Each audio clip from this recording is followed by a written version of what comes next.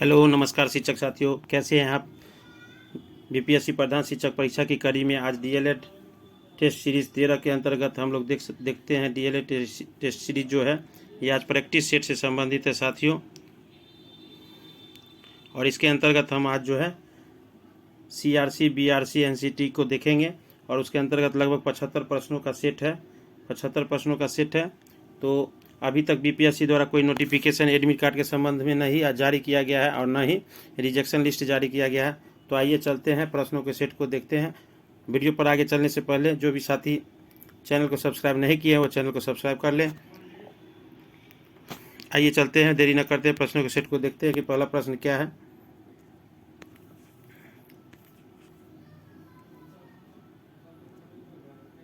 प्रश्न संख्या 76 जो डीएलएड का दूसरा हमारा 150 का सिलेक्शन में 76 से 150 जो है 76 से 150 आपका डीएलएड का होगा। तो उसके अंतर्गत 75 प्रश्नों का सेट है। तो आइए देखते हैं।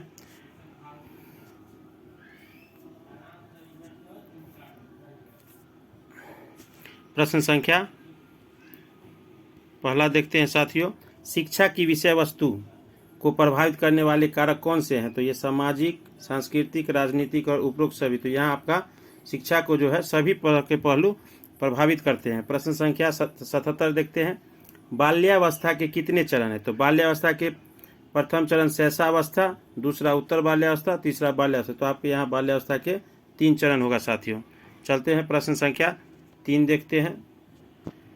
78, शिक्षा निम्न में से कौन सा कथन असत्य है। तो यहाँ समाजीकरण एक स्थिर प्रक्रिया है, समाजीकरण एक सतत प्रवाही प्रक्रिया, ये सही है। समाजीकरण शांत और अनवरत होने वाली प्रक्रिया, ये भी सही है। समाजीकरण एकीकरण की साथ प्रक्रिया, ये भी सही है। तो आपका यहाँ पर साथियों हो जाएगा ए, समाजीकरण एक स्थिर प्रक्रिया है, ये आपका गलत है। प्रश्न संख्या 79 देखते हैं, समाजीकरण में सर्वाधिक सहायक कारक क्या है। तो सर्वाधिक सहायक कारक जो है आपका ये माता पिता हो जाएगा साथियों। सर्वाधिक सहायक है 79 का आंसर बी हो जाएगा। चलते हैं प्रश्न संख्या 80 देखते हैं, समाज एक डैश समग्र है। समाज एक डैश समग्र है। तो समाज जो समग्र है तो ये एक जटिल प्रक्रिया है। तो समाज में ही है लेकिन लोग सीखते हैं, सरल नहीं होगा, जरूरत के अनुसार जटिल है। समाज का दायरा जो है काफ़ी व्यापक है, काफ़ी व्यापक है। तो आपका आंसर बी हो जाएगा। प्रश्न संख्या 81 देखते हैं साथियों, निम्न में कौन सा कथन गलत है। तो शिक्षा के उद्देश्यों की प्रकृति देश के सापेक्ष होती है, यह बिल्कुल सही है। शिक्षक बच्चों के विकास में वाली बाधाओं को दूर करते हैं, ये भी सही है। शिक्षकों को नियंत्रण प्रयत्नशील रहना चाहिए, ये भी सही है। शिक्षा के व्यक्ति पक्ष और सामाजिक उद्देश्य परस्पर विरोध है, ये गलत है। जहाँ पर नकारात्मक शिक्षा संबंधी होगा वो गलत हो जाएगा साथियों। तो 81 का आंसर आपका डी हो जाएगा। चलते हैं प्रश्न संख्या 82 देखते हैं, बच्चों के अनुभव को विषयगत शिक्षण में समाहित करने का सही तरीका क्या है। तो सही तरीका क्या है। तो उदाहरण जो है बच्चों द्वारा प्रस्तुत करें। जैसे हम किसी बच्चों को साइकिल के बारे में पूछ रहे हैं तो उसी से पूछेंगे तो वो बताएंगे, तो वो खुद को उदाहरण बच्चे पर खुद प्रस्तुत करेंगे तो उससे ज़्यादा दूसरे बच्चे भी प्रेरणा लेंगे और वो भी बोलने का प्रयास करेंगे साथियों। तो आपका आंसर 82 का बी हो जाएगा। प्रश्न संख्या 83 देखते हैं, वे शिक्षक छात्रों की पसंद होते हैं। वे शिक्षक छात्रों की पसंद होते हैं जो कड़ाई से पेश आते हैं, ये गलत होगा। जो खूब गिरी काट देते हैं, ये भी नहीं होगा सत्य। अपनी तरह से ये भी नहीं होगा। जो सदैव प्रसन्नचित्त रहते हैं, तो वैसे शिक्षक जो हमेशा प्रसन्नचित्त रहते हैं तो वो छात्र भी उनको देखकर अपने आप को अच्छा महसूस करते हैं साथियों।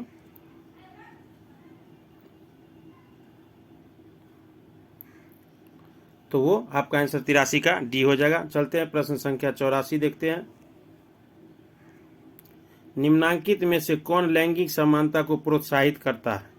लैंगिक समानता को प्रोत्साहित नहीं करना चाहिए, जेंडर विभेद नहीं करना चाहिए साथियों। तो लड़की के पहनावे पर बंदी से ये नहीं होगा। लड़की के मोबाइल फोन पर तो लैंगिक प्रवाह जैसे ही होगा असमानता या समानता, तो उसमें लड़का और लड़की या पुरुष या महिला दोनों हो जाएगा साथियों। तो आपका आंसर यहाँ डी हो जाएगा। चलते हैं प्रश्न संख्या, अगला प्रश्न देखते हैं साथियों,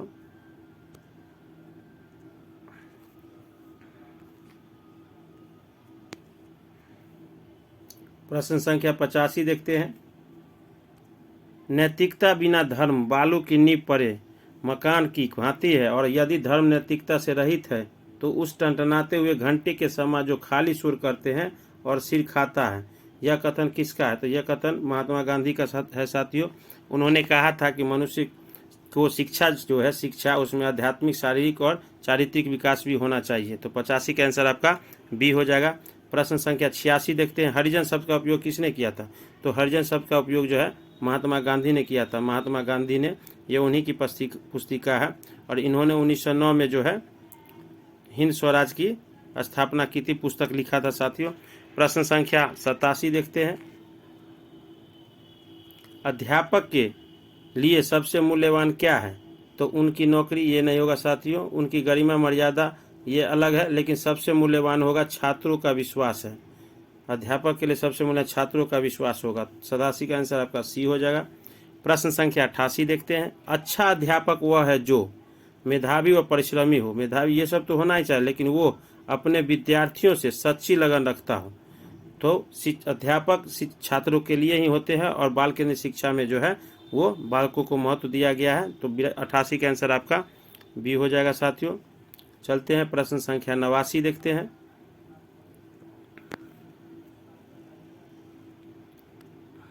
शिक्षा के प्रसार एवं प्रसार से लोकतंत्र मजबूत होता है, अंधविश्वास में कमी आती है, आर्थिक विकास की दर बढ़ती है, ये सभी होता है साथियों। 89 का आंसर आपका डी हो जाएगा। प्रश्न संख्या 90 देखते हैं। समाजीकरण एवं व्यक्तिकरण एक ही प्रक्रिया के दो पहलू है। यह कथन किसका? तो यह कथन मैकाइवर का है। 90 का आंसर आपका ए हो जाएगा साथियों। चलते हैं प्रश्न संख्या 91 देखते हैं। किस शिक्षा शास्त्री ने बाल मंदिर की स्थापना की थी? तो ये बाल मंदिर की स्थापना कर बाल केंद्रित शिक्षा को स्थापित करने का प्रयास किया था। तो ये गिज्जू भाई बधेका थे। गिज्जू भाई बधेका, जिन्हें दीवा स्वप्न की पुस्तक भी लिखी थी, जो गुजराती में थी। तो आपका आंसर 91 का सी हो जाएगा। प्रश्न संख्या 92 देखते हैं। गिज्जू भाई की मृत्यु कब हुई? तो इनकी मृत्यु जो है 1939 में हुई थी साथियों, और इनका जन्म जो है वो 1885 में गुजरात के सौराष्ट्र में हुआ था, सौराष्ट्र में।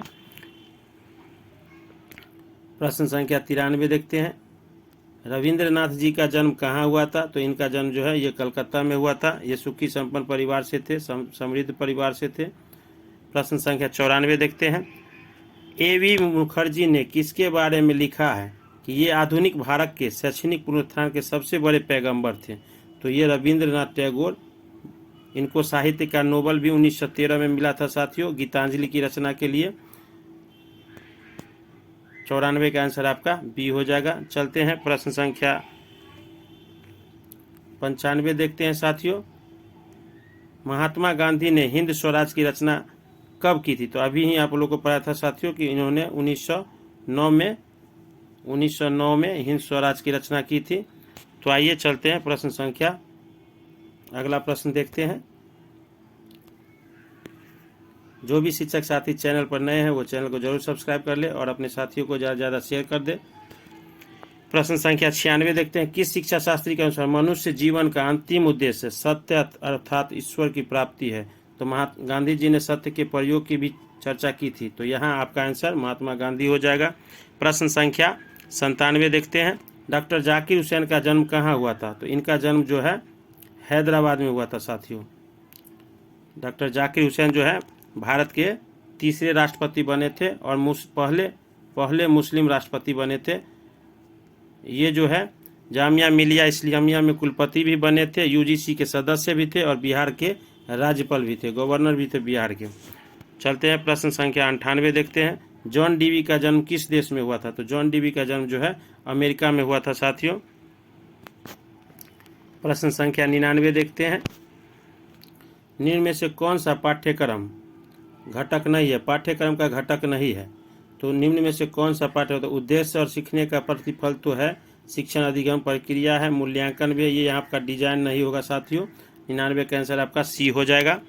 प्रश्न संख्या 100 देखते हैं। 100 निर्धारित समय में कवर की जाने वाली विशिष्ट कक्षा के लिए किसी विषय में शामिल किए जाने वाले विषय की रूपरेखा कहलाता है। तो निर्धारित समय तो एक बुक होता है साथियों, बुक होता है जो सरकार द्वारा हर वर्ग के लिए निर्धारित है। उसमें विशिष्ट कक्षा किसी कक्षा के लिए होता है, और विषय में शामिल किए हुए विषयों की रूपरेखा, इसके अंतर्गत जो सूची होती है वो रूपरेखा कहलाती है, तो वो पाठ्यक्रम कहलाता है साथियों। और सुबह से शाम तक जो विद्यालय का संचालन होता है और जितने गतिविधि होते हैं वो सभी पाठचर्या कहलाते हैं। तो 100 का आंसर आपका ये हो जाएगा पाठ्यक्रम। 101 नंबर प्रश्न देखते हैं। स्कूली पाठ्यक्रम की प्रमुख चिंता क्या है? तो स्कूली पाठ्यक्रम की प्रमुख चिंता है सीधे सीधे बच्चों के समग्र विकास से, कि बच्चों का विकास कैसे हो, क्योंकि अब अभी की शिक्षा जो है वो बाल केंद्रित थी, पहले परंपरागत शिक्षा थी, अब बाल केंद्रित हो गई साथियों। प्रश्न संख्या 102 देखते हैं। सीखने के प्रतिफल शिक्षकों की मदद नहीं करते हैं, तो पाठ्य पुस्तक से पढ़े जाने पर आप पाठ्य पुस्तक के अनुसार पाठों की योजना बना ही सकते हैं। प्रतिफल सभी बच्चों की जरूरत पूरी तो शिक्षक नहीं कर सकते, लेकिन विषय वस्तु से कर सकते हैं। कक्षा में अनेक शिक्षा शास्त्रों का प्रयोग कर सकते हैं। तो आपका आंसर 102 का ए हो जाएगा। प्रश्न संख्या 103 देखते हैं। पाठ्यक्रम स्कूल पाठ्यक्रम हमारी डैश से अपनी सामग्री का चयन करता है, तो हमारी जो है संस्कृति के अंतर्गत जो है अपनी पाठ्य सामग्री का चयन करता है। 104 स्कूली पाठ्यक्रम की प्रभावशीलता किसके द्वारा निर्धारित की जाती है? तो ये सामाजिक सहभागिता, स्कूल नेतृत्व, शिक्षकों की दक्षता। तो यहाँ छात्रों के सीखने के प्रतिफल हो जाएगा। उस जब विद्यालय से कोई छात्र अच्छे पास होंगे तो विद्यालय का नाम होता है साथियों, तो वही उस विद्यालय का जब नाम होगा तो यहाँ जो है स्कूली पाठ्यक्रम प्रभावशीलता छात्रों के प्रतिफल से ही निर्धारित किया जाता है कि वहाँ के बच्चे अच्छे थे तो वो पास किए। अगला प्रश्न आपको 105 है। बाल सेविका प्रशिक्षण कार्यक्रम की शुरुआत कब की गई? तो बाल सेविका प्रशिक्षण कार्यक्रम की शुरुआत जो है 1961 में की गई, और आंगनबाड़ी की स्थापना जो है भारत में सबसे पहले अक्टूबर 1975 में हुआ साथियों। 1975 में ही आंगनबाड़ी का संचालन हुआ। वर्तमान में अभी जो है अक्टूबर 2013 से उसका पुनर्गठन किया गया साथियों पूरे देश में। प्रश्न संख्या 106 देखते हैं। व्यक्तिगत अध्ययन विधि में अध्ययन किया जाता है एक व्यक्ति का, एक परिवार का, एक संख्या का, तो निजी तौर पे जो भी होगा एक एक करके तो वो सभी होगा, तो आपका आंसर यहाँ उपयुक्त सभी हो जाएगा साथियों। चलते हैं प्रश्न संख्या अगला देखते हैं।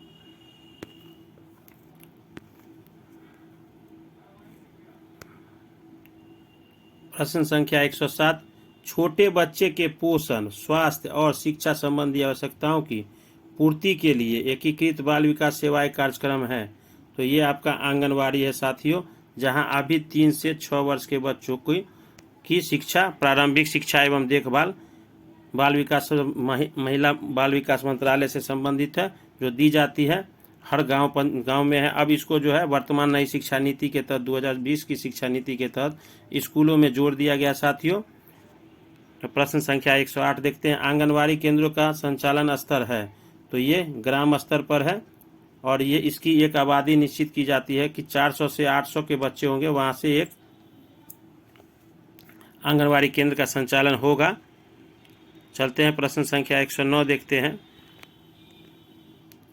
साक्षात्कार के प्रकार हैं। साक्षात्कार के प्रकार हैं, तो साक्षात्कार के तो कई प्रकार हैं। व्यक्ति में साक्षात्कार, पैनल साक्षात्कार, व्यवहारिक, तो उपयुक्त सभी हो जाएगा आपका। प्रश्न संख्या 110 देखते हैं। एक आंगनवाड़ी कितनी जनसंख्या पर बनाई जाती है? ये देखिए साथियों, एक आंगनवाड़ी जो है 400 से 800, अभी आपको बताया गया था 400 से 800 की जनसंख्या पर बनाई जाती है। प्रश्न संख्या 111 देखते हैं। प्रश्न संख्या 111 प्रश्नावली की विशेषताएं, विधि की विशेषताएं हैं। प्रश्नावली विधि की विशेषताएं जो है, प्रश्नावली छोटी हो, विषय से संबंध हो, सूचना संग्रह की एक अप्रत्यक्ष विधि हो, तो ये उपरोक्त सभी हो जाएगा आपका साथियों। अगर वीडियो आप लोग को अच्छा लग रहा है तो आप लोग चैनल को सब्सक्राइब और लाइक जरूर कर देंगे साथियों। और किसी साथी को पीडीएफ चाहिए तो वो टेलीग्राम में टेक आदित्य क्लास के नाम से टेलीग्राम चैनल है, सर्च करके वहाँ से पीडीएफ ले सकते हैं। चलते हैं प्रश्न संख्या 112 देखते हैं।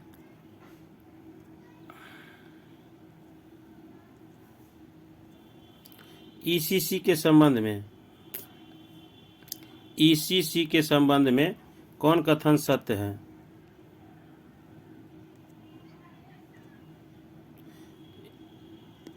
इसी के संबंध में यह संविधान के 45 अनुच्छेद की व्याख्या व्यवस्था है। बिल्कुल सही है साथियों, क्योंकि 45 अनुच्छेद में प्रारंभिक शिक्षा एवं देखभाल की चर्चा है।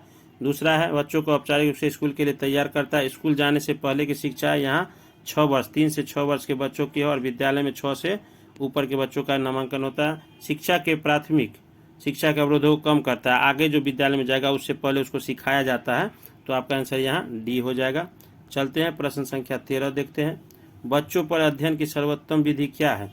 तो सर्वोत्तम विधि बच्चों पर निरीक्षण विधि होगा, क्योंकि साक्षात्कार का दायरा बड़ा हो जाता है और उच्च स्तर के बच्चों पर लागू होता है। तो 113 का आंसर आपका बी हो जाएगा। प्रश्न संख्या 114 देखते हैं। मॉन्टेसरी शिक्षा पद्धति बच्चे जो हैं तो मॉन्टेसरी शिक्षा पद्धति में जो है 2.5 साल से लेकर 6 साल के बच्चों के लिए है शिक्षा, जिसको मॉन्टेसरी शिक्षा भी कहा जाता है। मारिया मॉन्टेसरी ने इसका प्रतिपादन किया था और ये जो है इटली की थी, मनोवैज्ञानिक और चिकित्सक भी थी। प्रश्न संख्या 115 देखते हैं। किस अनुच्छेद में यह कहा गया है कि यह राज्य प्रयत्न करेगा संविधान के लागू होने के 10 वर्ष के भीतर 14 वर्ष तक के सभी बच्चों को निःशुल्क एवं अनिवार्य शिक्षा बुनियादी शिक्षा प्रदान की जाए? तो ये आपका जो है अनुच्छेद 45 में, जहाँ से प्रारंभिक शिक्षा और देखभाल की चर्चा शुरू हुई है। प्रश्न संख्या 116 देखते हैं। भारत के संविधान का 86वां संशोधन किस वर्ष किया गया था? तो ये वर्ष 2002 में किया गया था साथियों, और इसी संशोधन के बाद जो है शिक्षा के अधिकार को मजबूत किया गया। प्रश्न संख्या 117 देखते हैं। संविधान का 86वां संशोधन किस विषय से संबंधित है? तो यह अनिवार्य एवं निःशुल्क शिक्षा से संबंधित है साथियों, अनिवार्य एवं निःशुल्क शिक्षा से। चलते हैं प्रश्न संख्या आगे देखते हैं। तो ये हमारे सब्सक्राइब लाइव का पेज है साथियों, तो जो भी साथी चैनल पर नए हैं वो लाइक कर दें और चैनल को सब्सक्राइब नहीं किए तो अभी तक सब्सक्राइब कर दें, ताकि नई नई वीडियो का नोटिफिकेशन आपको मिलते रहे। आप यूट्यूब में टेक आदित्य संतोष सर के नाम से भी सर्च कर सकते हैं साथियों। चलिए अगला प्रश्न देखते हैं।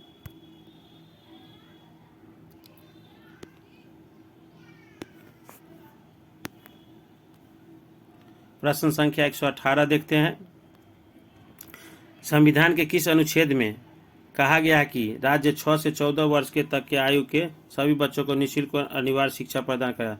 तो ये अनुच्छेद 21 है, लेकिन 21 नहीं होगा, अनुच्छेद 21 का ए होगा साथियों, या क होगा। ठीक है, इसको बाद में अटेम्प्ट को जोड़ा गया था।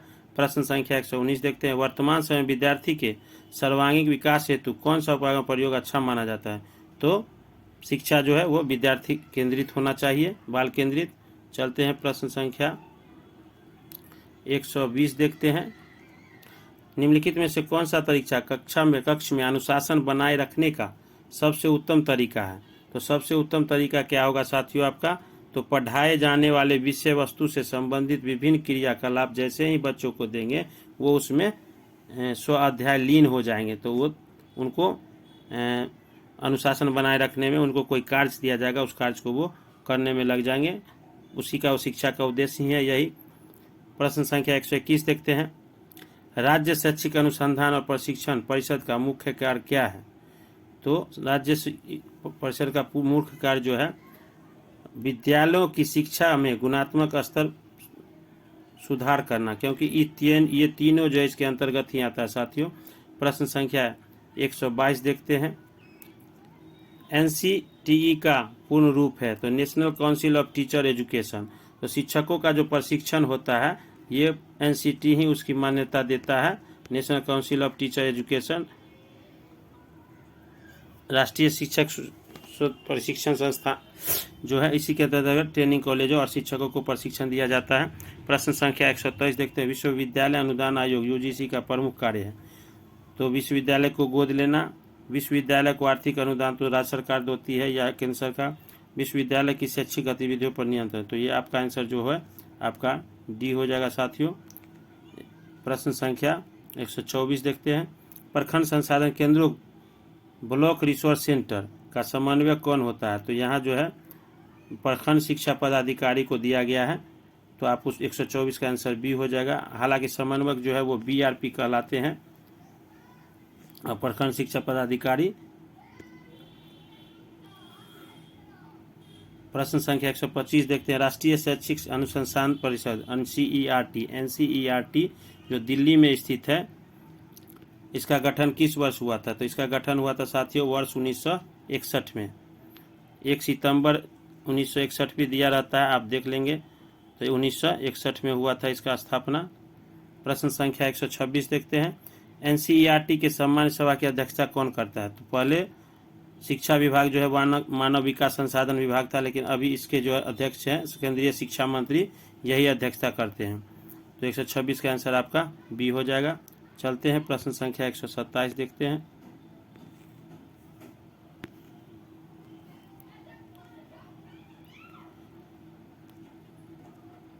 विद्यालय के लिए शिक्षक तैयार करने की भूमिका महत्वपूर्ण होती है। तो अभी ही बताया गया था कि UGC तो यूनिवर्सिटी स्तर की शिक्षा, NCERT जो है यहीं से शिक्षक के लिए विद्यालय के लिए सभी तरह की कार्य योजना बनाई जाती है। तो यहाँ आपका आंसर हो जाएगा NCERT बी। प्रश्न संख्या 128 देखते हैं। हमारा संविधान दिव्यांगों के प्रति संवेदनशीलता का विकास कैसे सुनिश्चित करता है? तो भागीदारी का अधिकार प्रदान करके, जीने का अधिकार प्रदान करके, समदृष्टि का अधिकार, समानता का अधिकार। जैसे ही हम समानता और इसी से जो है समावेशी शिक्षा बना है साथियों, जो सामान्य बच्चों के साथ साथ जो है दिव्यांग बच्चों की भी शिक्षा, तभी उनको समानता मिल पाएगा और संवेदनशीलता का विकास हो जाएगा। चलते हैं प्रश्न संख्या 129 देखते हैं। निम्न में से कौन सा योगाभ्यास भावात्मक प्रबंधन में मदद करता है? तो योगाभ्यास जो है आपका बी हो जाएगा। यम, नियम, आसन, प्राणायाम और प्रत्याहार, ये सभी इसके अंतर्गत आते हैं। तो आपका 129 का आंसर बी हो जाएगा। चलते हैं प्रश्न संख्या 130 देखते हैं। वे 4 मुख्य कदम क्या है जिनका हमेशा आपातकाल स्थितियों में पालन करने की आवश्यकता होती है साथियों?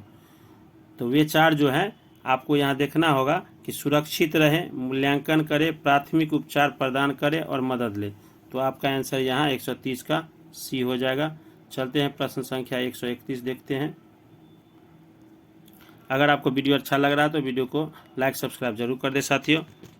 प्रश्न संख्या 131, और जैसे ही BPSC द्वारा कोई नोटिस आता है तो उसकी भी जानकारी आपको इसी नोटिफिकेशन के माध्यम हो जाएगा। प्रश्न संख्या 131 देखते हैं। शारीरिक गतिविधियों को की दैनिक अवस्था में लगने वाला कम से कम समय कितना है? तो ये 30 से 40 मिनट। जैसे फिजिकल एजुकेशन के तहत योगा हुआ, एक्सरसाइज हुआ, बच्चों कम से कम 30 मिनट या 40 मिनट के बीच का अंतराल होता है साथियों। प्रश्न संख्या 132 देखते हैं। निम्नलिखित में से कौन सा समूह भावनात्मक हिंसा के अंतर्गत? तो हिंसा से तो ये सभी संबंधित है, लेकिन भावनात्मक जैसे धमकाना, धमकाने का जोर से भी होगा, अस्थिर से भी होगा, दुर्व्यवहार करना, अपमान करना, डराना, तो ये दोनों तरह से किया जा सकता है। तो 132 का आंसर आपका डी हो जाएगा। चलते हैं प्रश्न संख्या 133 देखते हैं। महिला बाल विकास मंत्रालय द्वारा संकटग्रस्त बच्चों के लिए निम्नलिखित में से कौन सी एक हेल्पलाइन है? तो ये हेल्पलाइन जो है आपका 1098, जो एक पोक्सो नियम से संबंधित है, जो महिला या बाल बच्चे के साथ जो कोई दुर्व्यवहार करता है उसके लिए ये सरकार द्वारा जारी किया गया 1098 नंबर है, जिसके अंतर्गत उनको सुरक्षा प्रदान किया जाता है। प्रश्न संख्या 134 देखते हैं। निम्नलिखित में से कौन सा विकल्प खेल खेलने के लाभ के रूप में स्वीकार्य नहीं है? तो ये आपका जो है आंखों की दृष्टि में सुधार करता है, ये गलत होगा साथियों, ये नहीं है। जैसे ही फिजिकल हम करेंगे तो हड्डी और विकार रोकने में मदद होगा, हृदय की पेशियों मजबूत होगा, उत्तरक्षा होगा। चलते हैं प्रश्न संख्या 135 देखते हैं। शिक्षा क्या है? शिक्षा एक पुस्तक है। शिक्षा वह है जो केवल शिक्षा एक व्यवसाय, शिक्षा ज्ञान एवं अनुभव है। तो शिक्षा को कला और विज्ञान दोनों कहा गया है। तो 135 का आंसर आपका डी होगा। चलते हैं प्रश्न संख्या 136 देखते हैं। आज का वीडियो काफ़ी लंबा हो गया साथियों। प्रश्न संख्या, ये आपका प्रैक्टिस सेट है, आप लोग प्रैक्टिस कर सकते हैं। 136 शिक्षा के लिए उपयुक्त क्या है? तो शिक्षा के लिए उपयुक्त जो है सेमेस्टर पद्धति है, जो अभी उच्च स्तर के परीक्षा में दिया गया। प्रश्न संख्या 137 देखते हैं। शिक्षा का सच्चा उद्देश्य क्या है? तो शिक्षा का सच्चा उद्देश्य जो होगा वो आपको छात्रों का सर्वोन्नति विकास, सर्वांगीण विकास होगा साथियों, जो सभी क्षेत्र में वो अपना आत्मनिर्भर भी बन सकता है। प्रश्न संख्या 138 देखते हैं। हमारी शिक्षा प्रणाली में सुधार इस कारण नहीं हो पा रहा है कि उत्साह की कमी, उदासीनता दृष्टिकोण, राजनीतिक हस्तक्षेप, सामाजिक हस्तक्षेप। तो यहाँ उदासीनता दृष्टिकोण है, आपका 138 का आंसर बी हो जाएगा। प्रश्न संख्या 139 है, शिक्षा सर्वाधिक सहायक है तो व्यक्ति को विद्वान बनाने, व्यक्ति के अर्थोपार्जन, व्यक्ति को आत्मनिर्भर बनाने में, व्यक्ति की प्रतिष्ठा बनाने। तो ये आत्मनिर्भर जैसे ही वो बनेगा तो उसके अंतर्गत ये तीनों आ जाएगा साथियों। 139 का आपका सी हो जाएगा। चलते हैं प्रश्न संख्या 140 देखते हैं। एक कुशल प्राचार्य हेतु क्या आवश्यक है? तो एक कुशल प्राचार्य हेतु जो है मानवीय गुणों से ओतप्रोत व्यक्तित्व। जैसे ही आप व्यक्तित्व आपका संतुलित होगा तो सभी तरह के गुण उसमें दिखाई देंगे। प्रश्न संख्या 141 देखते हैं। शिक्षण के लिए सबसे ज़्यादा जरूरी क्या है? समय की पाबंदी, सहानुभूति, व्यवहार, विषय का ज्ञाता। विषय का ज्ञाता होना चाहिए क्योंकि शिक्षण के लिए, विद्यालय के नरकी होकर शिक्षण के लिए। तो 141 का आंसर आपका सी हो जाएगा। प्रश्न संख्या 142 देखते हैं साथियों। शिक्षा के मानदंड को ऊंचा उठाने के लिए निम्नलिखित में से क्या आवश्यक है? शिक्षा का जो लेवल है, मानदंड, उसको ऊंचा उठाने के लिए क्या मानदंड है? तो छात्रों का सतत मूल्यांकन, जिसको सतत एवं व्यापक मूल्यांकन CCE भी कहा जाता है। तो हम लोग विद्यालय में जैसे ही 5-10 लाइन का एक पाठ पढ़ाए या पाठ का एक टीका पढ़ाए, उसके अंतर्गत वो क्या समझे उसको बार बार पूछे, उसी से संबंधित अगर वो जवाब दे रहे हैं तो उनका मानदंड जो है ऊंचा उठेगा साथियों। चलते हैं प्रश्न संख्या 143 देखते हैं। शिक्षक को खेल कूद में भाग लेना चाहिए, मनोरंजन होता है, छात्रों के निकट आने का अवसर होता है, अच्छे से छात्रों से मधुर संबंध स्थापित करने में सहयोग देता है। क्योंकि जितना आप छात्रों से जुड़े रहेंगे उतना छात्र भी आपसे जुड़े रहेंगे साथियों।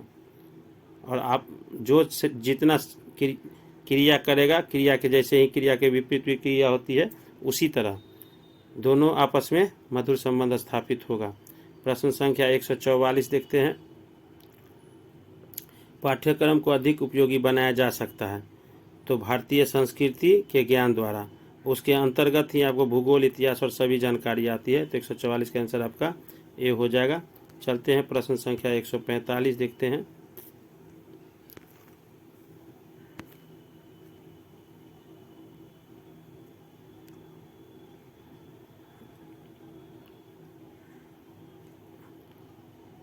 अध्यापक को कक्षा में व्याख्यान देने से पूर्व शिक्षण बिंदु तैयार करने हो चाहिए। चूँकि अध्यापक को ध्यान रखता है कि आज क्या बताना, कक्षा में अनुशासन प्रभावशाली ढंग से शिक्षण किया जा सकता है, व्याख्यान को व्यवस्थित कर सकते हैं। तो जैसे ही व्याख्यान की चर्चा होगी तो आप व्याख्यान से देंगे, वैसे यहाँ पर जो है अधिक सटीक उपयोग जो है वो सी होगा। तो आप लोग कमेंट बॉक्स में ज़रूर बताएंगे क्या होगा, ये आप लोग के लिए छोड़ देते हैं साथियों। प्रश्न संख्या 146 देखते हैं। बालक के सर्वांगीण विकास के लिए आवश्यक क्या है? तो ये सांस्कृतिक ज्ञान हो जाएगा। हालांकि यहाँ पर शिक्षा से संबंधित होने वाली धार्मिक शिक्षा है, खेलकूद है, सांस्कृतिक कार्यक्रम है, तो इसके अंतर्गत जो है ये सभी आ सकते हैं साथियों। प्रश्न संख्या 147 देखते हैं। शिक्षक की भूमिका एक दीपक द्वारा अन्य दीपकों को ज्योतिर्मय बनाने की होती है, इसके संबंध में क्या राय है? तो ये जो है कुछ सत्य हो सकता है। प्रश्न संख्या 148 देखते हैं। शिक्षक का गौरव किस प्रकार की जीवन शैली में है? तो शिक्षक का गौरव जो है सादा जीवन और उच्च विचार, हम लोग शुरू से ही पढ़े हुए थे साथियों। प्रश्न संख्या 149 देखते हैं। स्त्रियों के लिए अन्य व्यवसाय की अपेक्षा अध्ययन कार्य इसलिए अच्छा है कि इस व्यवसाय में इज्जत बहुत है। तो यहाँ जो है मान सम्मान ज़्यादा है साथियों, और पद की तुलना जो है वो काफ़ी सराहनीय है। प्रश्न संख्या 150 देखते हैं। वर्तमान भारत में एक उत्तम शिक्षक का प्रमुख कर्तव्य है कि वह बालकों में कोई भी व्यवहार आरोपित न करे, ये गलत होगा। शैक्षणिक की वृद्धि, शैक्षणिक क्षमताओं की वृद्धि करे। क्षमता की वृद्धि तो नहीं होगा लेकिन मानसिक क्षमता हो सकता है। आज्ञा कारण की प्रकृति का विकास करे। जैसे ही आज्ञाकारी होगा उसी तरह इसका सीखने का स्तर जो है वो बढ़ने लगेगा साथियों। तो आज के 150 प्रश्नों का सेट अब यहाँ पर समाप्त हो गया। तो जो भी शिक्षक साथी चैनल पर नए हैं वो चैनल को सब्सक्राइब जरूर कर दे। इसी तरह आपको प्रैक्टिस सेट जो है फिर मिलते रहेगा साथियों। तब तक के लिए जय हिंद, धन्यवाद।